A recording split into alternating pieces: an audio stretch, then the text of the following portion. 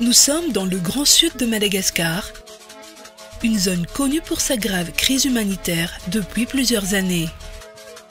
C'est un vaste territoire incluant 3 régions, Atsimonjefen, Anjoy et Anossi. La sécheresse trop courante fait de ces régions des endroits difficiles à vivre. Les infrastructures routières sont défaillantes et rendent les déplacements difficiles.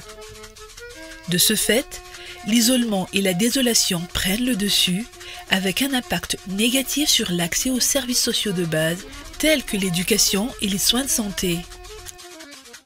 Beaucoup de femmes fréquentent les matrones pour leur consultation prénatale et leur accouchement. Ici, maro matrone, de maro sadi, il paraît que les terrains, ils savent les de matete zany le tiempo vendu mandehan ni rasazy any ambany foi fa zaty zany efa zaty toesaina hoe le ambanivohitra de zay de ataony hoe tena mahaiky kokoa reny rasazy efa retraité reny efa antitra be reny na ny matrony azy na tsy andehanandreo tsy de mampiakatsy ny taony accouchement normal ato aminay. C'est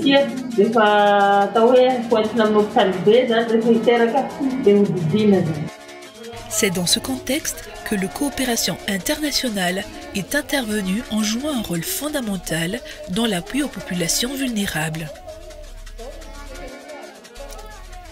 Grâce au financement du gouvernement du Japon et sous le leadership du ministère de la Santé publique en coopération avec UNFPA, des stratégies de réponse ont été mises en place.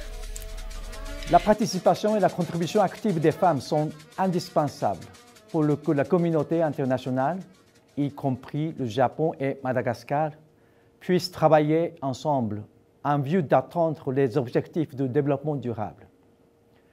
Le Japon mène des actions à travers son soutien financier à l'UNFPA pour garantir les droits des femmes et des filles à Madagascar dans le domaine de l'amélioration de la santé reproductive et de la lutte contre la violence basée sur le genre.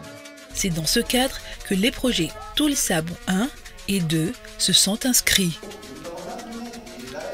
Ils ont débuté en avril 2019 et pris fin en juin 2021.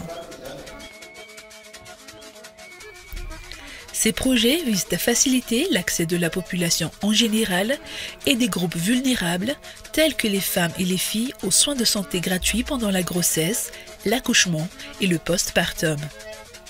Nous avons mis en œuvre des activités qui contribuent à l'autonomisation des femmes et des filles en fournissant des kits de santé reproductive d'urgence aux femmes les plus vulnérables au Sud. Il vise également à diffuser des informations et supports sur la planification familiale et permettre à toutes les femmes d'avoir accès aux méthodes contraceptives de leur choix. Diverses actions ont été menées afin de garantir les bons standards d'assistance médicale, éliminer la mortalité maternelle et néonatale évitable, redonner la dignité aux femmes et filles victimes de violences et de fistules obstétricales et de satisfaire les besoins en planification familiale. Tout au long du projet, la capacité de résilience des femmes et filles de ces régions a été renforcée. Plus de 260 000 consultations SRPF ont été réalisées. Plus de 30 000 accouchements sécurisés ont été réalisés, dont plus de 1000 complications obstétricales prises en charge gratuitement. Plus de 200 femmes victimes de fistules obstétricales sont réparées.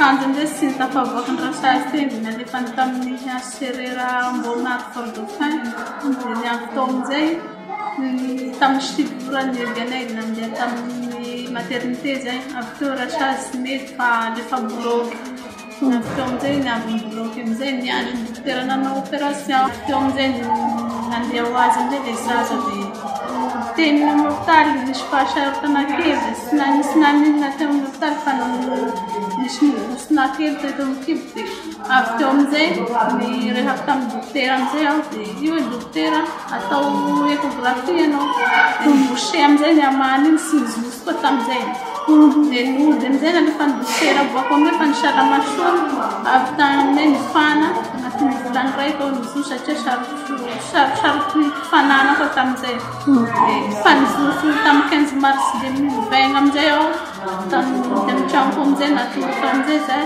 avy teo amin'izay nisy tambony foloany hariva amin'izay nisy amin'izay ny pipi nandeha nizosona nidy teo izy. Plus de 40 000 nouvelles utilisatrices de planification familiale ont été enregistrées.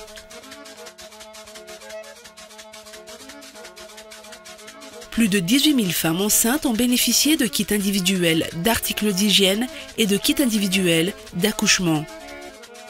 90 jeunes sont devenus autonomes grâce à la formation professionnelle en élevage caprin et à la dotation d'équipements et ont pu démarrer leurs activités. Grâce aux 138 formations sanitaires dotées d'intrants et d'équipements médicaux à travers des kits de santé reproductive d'urgence, aux 494 prestataires de santé formés en soins obstétricaux et néonataux d'urgence ou SONU, en gestion des kits de santé reproductive d'urgence et en synthèse et en promotion des pratiques familiales, aux 2 blocs opératoires équipés et alimentés en centre d'énergie solaire au niveau du CHRR à Bouvumbe et du CHRD2 Tsiumbe. Tombotsoazon'ny panneau solaire zany rehefa tapaka ny jiro dia misy jiro ihany ato maternité mazava ihany zany. Dia tombotsoa aminy koa rehefa fa 12 ans rehefa zany manao accouchement dia mazava ihany ny jiro. Dia tombotsoa azo amin'ny panneau solaire koa elo misy opération césarienne regny dia tsisy rupture zany opération fa mireforme ny opération tsara zany ny panneau solaire. Tena misasa-betsaka amin'ny MSPI na miverina ny panneau solaire fa tena mampasitaka be. Aux 3 cliniques mobiles déployées dans le Grand Sud de Madagascar pour des services de soins de proximité et qui a initié la caravane pour la santé de proximité sur 1000 km dans le sud de Madagascar, au renforcement du système des contre-références mis à disponibilité d'une ambulance, à la mise en place des centres modèles PF et des centres de santé amis des jeunes, à la réhabilitation et équipement des 3 maternités à Bouvumbe, Tsiumbe et Bekili. Beaucoup reste encore à faire.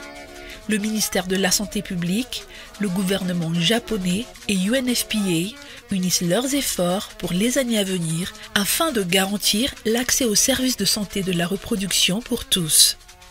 J'espère que les femmes malgaches vivront libres d'agir à leur guise, physiquement, mentalement et socialement, et joueront un rôle dans le développement socio-économique durable à Madagascar, dans leurs positions respectives. C'est toujours avec un grand plaisir que le Japon continuera de travailler avec UNFPA, notre partenaire privilégié pour créer une société inclusive dans laquelle chacun, soit homme ou femme, soit enfant, adolescent ou adulte, pourra s'épanouir pleinement sans discrimination fondée sur le genre. Vive la coopération nippo-malgache et la coopération Japon-UNFPA.